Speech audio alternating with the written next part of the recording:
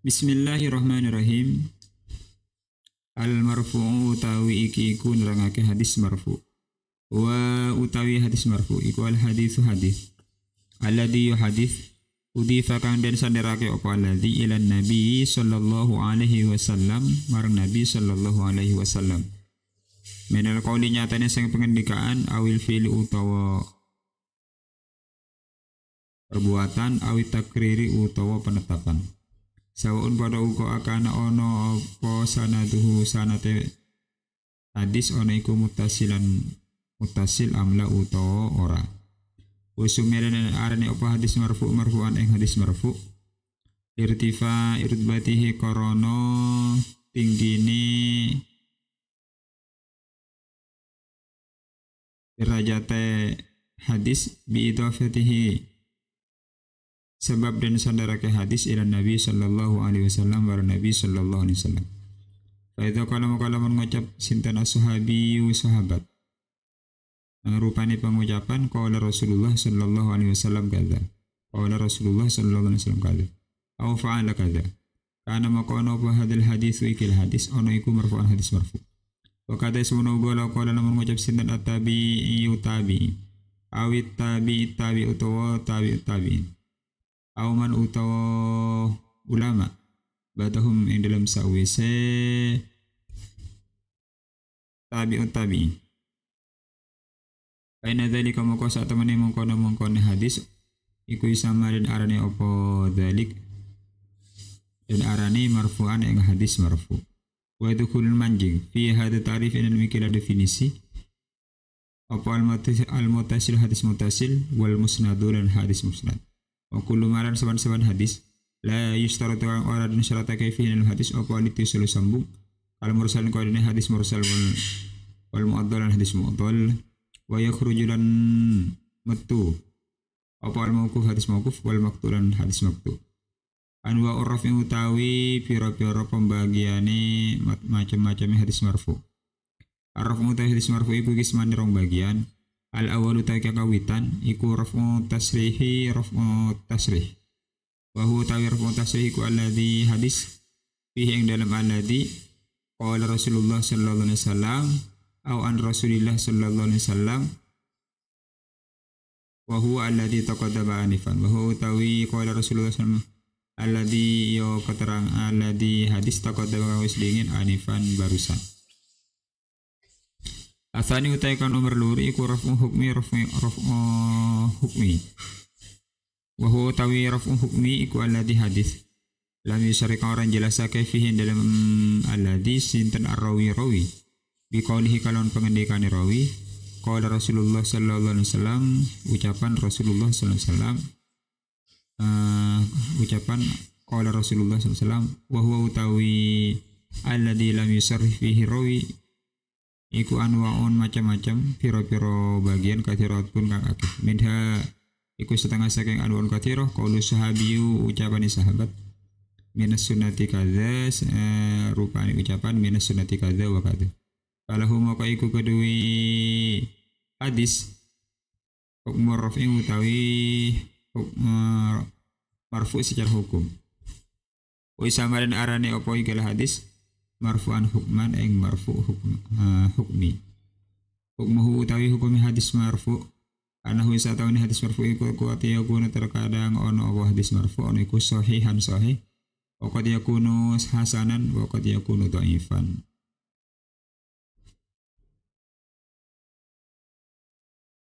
Bismillahirrahmanirrahim. Al-marfu'u bab menerangkan hadis marfu'. Apa itu hadis marfu? Wa alladhi udhifa ila nabi sallallahu alaihi wasallam minal qawli awil fi'li awit takriri sawa'un akana sanaduhu muttasilan amla. Hadis marfu adalah hadis yang disandarkan kepada Nabi sallallahu alaihi wasallam. Hadis yang disandarkan kepada Nabi sallallahu alaihi wasallam baik itu berupa ucapan atau perbuatan atau ketetapan pengakuan baik itu syaratnya sambung atau tidak, muttasil sambung atau tidak. Jadi setiap hadis yang disandarkan kepada Nabi, baik itu ucapan, perbuatan, penetapan, putus atau tidak, itu dikatakan hadis marfu. Kenapa dikatakan hadis marfu? Karena tingginya tingkatan hadis tersebut. Derajatnya itu dianggap tinggi karena rawi telah menyandarkan hadis tersebut kepada Nabi Shallallahu Alaihi Wasallam. Fa'idha qala sahabi, maka jika ada seorang sahabat berkata, apa perkataannya? Qala Rasulullah Shallallahu Alaihi Wasallam kadza. Rasulullah Shallallahu Alaihi Wasallam berkata demikian, berkata begini. Au fa'ala kadza, atau sahabat berkata Rasulullah Shallallahu Alaihi Wasallam berbuat begini. Maka kana hadzal hadis marfu'an. Maka hadis ini, hadis dengan ungkapan qala Rasulullah au fa'ala Rasulullah, itu menjadi hadis marfu.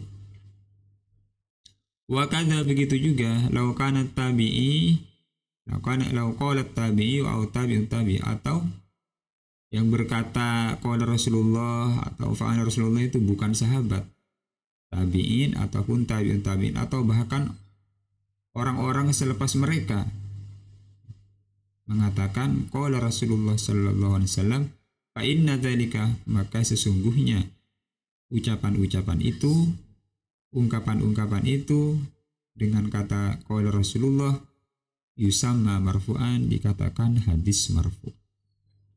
Wa yadkhulu, dan masuk fi hadha ta'rif, dalam definisi ini, al-muttasilu hadis muttasil, wal musnadu dan hadis musnad, wa kullu ma, dan setiap hadis, la yustartu yang tidak disyaratkan fihi di dalamnya, al-ittisalu sambung, kal mursal seperti hadis mursal, wal mu'dal hadis mu'dal. Wa yakhruju, dan keluar dikecualikan, al-mauquf hadis mauquf, wal maqtu dan hadis maqtu. Anwa'ur raf'i, pembagian hadis marfu. Ar-raf'u qismani, hadis marfu dibagi menjadi dua. Al-awalu, yang pertama, raf'ut tasrih, marfu secara jelas. Wa huwa alladhi fihi qala Rasulullah au an Rasulillah wa huwa alladhi taqaddama anifan. Raf'ut tasrih yang seperti ya contoh yang sudah dijelaskan ini ya di atas tadi ya. Alladhi taqaddama anifan ya. Asani raf'u hukmi itu seperti apa? Wa huwa alladhi lam yusarrif fihi rawi, hadis yang rawinya tidak menjelaskan dengan kata-kata qala Rasulullah sallallahu alaihi wasallam atau fa'ala Rasulullah sallallahu alaihi wasallam. Wa huwa anwa'un katsira, hadis raf'u hukmi ini banyak contohnya, banyak macamnya. Minha, di antaranya qaulus sahabi, ucapan sahabat. Minas sunnati kadza wa kadza, minas sunnati termasuk dari sunnah adalah ini dan ini. Falahu, maka ungkapan minas sunnati kadza wa kadza hukum raf'i dianggap marfu secara hukum. Wa sama marfu'an hukman. Hukmuhu, hukumnya hadis sahih qad yakunu sahihan, hukumnya hadis marfu bisa sahih, bisa hasan, dan bisa dhaif. Ya teman-teman, sekarang kita belajar membahas sedikit mengenai hadis marfu. Setelah pembagian secara global hadis itu ada hasan, ada sahih, dan ada dhaif ya. Kemudian nanti setiap hadis dilihat dari matan ataupun sanadnya, maka nanti mempunyai beberapa istilah-istilah. Ada hadis marfu, ada hadis musnad, ada hadis muttasil, ada hadis gharib, ada hadis mursal, ada hadis dhaif, ada hadis maudhu, dan lain sebagainya, tergantung kondisi rawi pada sanad tersebut dan matannya.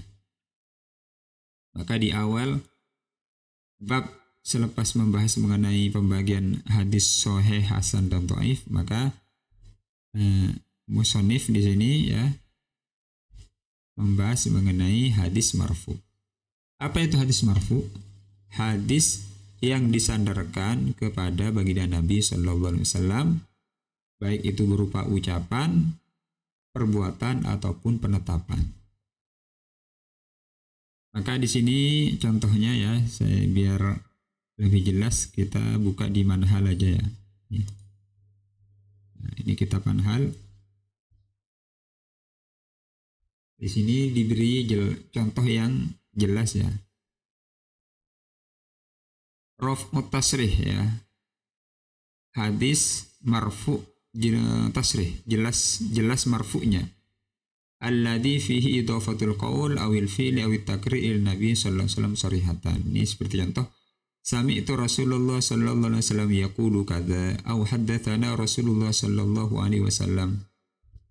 Jadi ungkapan rawi dengan mengatakan saya mendengar Rasulullah sallallahu alaihi wasallam berkata begini. Nah, ucapan yaqulu kadza, berkata begini, ini namanya menyandarkan satu kata, ungkapan kata kepada Nabi. Au haddatsana Rasulullah sallallahu alaihi wasallam bikada, atau Rasulullah sallallahu alaihi wasallam bercerita kepada kami begini. Au yaqulu, atau sahabat tadi berkata qala Rasulullah sallallahu alaihi wasallam, Rasulullah berkata begini. Au an Rasulillah annahu qala kadza. Ini namanya marfu tasrih bil qaul. Jelas marfu dengan ucapan. Rasulullah berkata demikian, berkata begini. Kemudian marfu yang berupa perbuatan. Misal marfu min fi'il tasrihan ay yaqula sahabi inni ra'aitu Rasulullah sallallahu alaihi wasallam fa'ala kadza. Saya melihat Rasulullah sallallahu alaihi wasallam berbuat begini. Jadi ada satu perbuatan yang dinisbatkan kepada Nabi, yang disandarkan kepada Nabi, baik itu oleh sahabat seperti dalam contoh ini, ataupun tabi'in, ataupun tabi'ut tabi'in, atau auman ba'dahum, itu semuanya masuk pada definisi hadis marfu. Au yakun huwa aw ghairuhu, kan? Atau sahabat atau yang lainnya berkata kan Rasulullah yaf'alu kadza, maka semuanya dikatakan marfu. Jelas hadis marfu secara perbuatan. Jadi tinggal dilihat, kalau yang disandarkan itu berupa ungkapan perkataan maka namanya marfu tasrih bil qaul. Kalau berupa perbuatan namanya marfu tasrih bil fi'l. Kemudian ada penetapan atau pengakuan. Jadi diamnya Nabi terhadap satu perbuatan atau perkataan. Misal marfu minat takrir tasrih ayyakula sahabi, sahabat berkata fa'antu, nih fa'antu bihadratir Rasulullah sallallahu alaihi wasallam kada. Jadi yang disandarkan itu bukan langsung perbuatan Nabi, tapi perbuatan dia dilakukan di depan Nabi, atau dilakukan di mana di situ ada Rasul. Sahabat berkata, saya berbuat begini, saya melakukan ini di depan Nabi. Kada. Ini namanya marfu tasrih bitakrir. Kenapa dianggap takrir? Karena Nabi ada dan Nabi di situ diam. Nabi tidak melarang, maka menunjukkan diamnya Nabi, tidak melarangnya Nabi terhadap perbuatan sahabat di waktu itu dianggap perbuatan itu perbuatan yang boleh.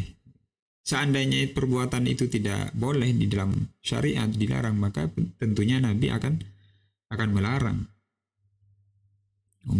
Zaman Nabi itu adalah zaman turunnya wahyu, sehingga ketika ada perbuatan-perbuatan yang tidak sesuai dengan syariat, maka pasti langsung ditegur oleh Nabi, dilarang oleh Nabi. Nah, mafhumnya bagaimana? Kalau ada perbuatan seperti ungkapan seperti ini, para sahabat berbuat di depan Nabi dan Nabi itu diam, tidak mengingkari maksudnya, maka menunjukkan perbuatan di situ hukumnya boleh. Nah, ini namanya di sini hadis marfu minat takrir. Marfu tasrih dengan ketetapan atau pengakuan. Atau au yakuna huwairuhu, atau bukan sahabat yang berkata, bisa tabi'in ya, seperti yang tadi, fu'ila bihadratin nabi kaza wala yadhkuru inkaruhu lidzalika, dan tidak disebutkan dalam hadis itu bahwa Nabi ingkar terhadap perbuatan itu. Maka ini yang sedikit kurang difahami oleh sebagian orang, seperti orang-orang Wahabi itu. Mereka langsung memahami setiap perbuatan yang tidak dikerjakan Nabi itu bid'ah. Padahal tidak. Jadi ada sunnah, yaitu berupa sunnah takriri. Satu perbuatan sahabat dikerjakan di depan Nabi dan Nabi itu tidak melarang. Itu juga masuk daripada sunnah. Sekarang hukmi. Hukmi itu sahabat ataupun rawi itu tidak menyandarkan perbuatan ataupun ucapan, tapi hadis marfu, tapi hadis itu dihukumi marfu. Maksudnya bagaimana? Alladzi lam yudhifu sahabi ila nabi ay lam yusarrih fihi biqaulihi qala Rasulullah. Hukmi itu adalah sahabat tidak menyandarkan hadis itu dengan mengatakan qala Rasulullah atau fa'ala Rasulullah au fu'ila bihadratihi.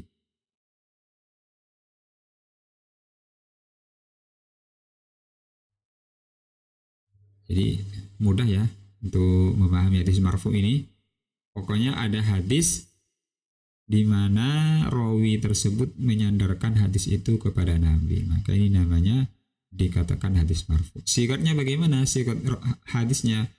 Jadi ada setelah rentetan sanad itu, maka nanti di akhir sanadnya ada qala Rasulullah sallallahu alaihi wasallam atau fa'ala Rasulullah sallallahu alaihi wasallam, kana Rasulullah sallallahu alaihi wasallam yaqul. Itu semuanya hukumnya hadis marfu. Maka kita pahami setiap istilah pada hadis-hadis itu biar kita bisa bedakan. Nanti ada istilah hadis marfu, ada hadis muttasil, ada hadis musnad dan sebagainya.